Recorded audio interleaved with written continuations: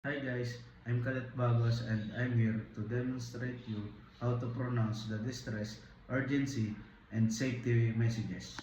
Let's go! Mayday, Mayday, Mayday. This is MB Harmony. MB Harmony. MB Harmony. Call sign, Doxy. My position is 14 degree 35 north, 120 degree 58 east. We are taking on water after a collision and require immediate assistance. There are 20 persons on board. Over. Pan pan. Pan pan. Pan pan. All stations, all stations, all stations. This is MB Harmony. Call sign Doxy. My position is 14 degree 40 north, 121 degrees 05 east. We have engine failure and drifting, but no immediate danger. Requesting towing assistant. Over. Security, security, security.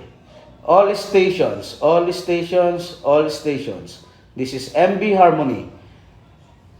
Call sign Doxy. Navigational warning.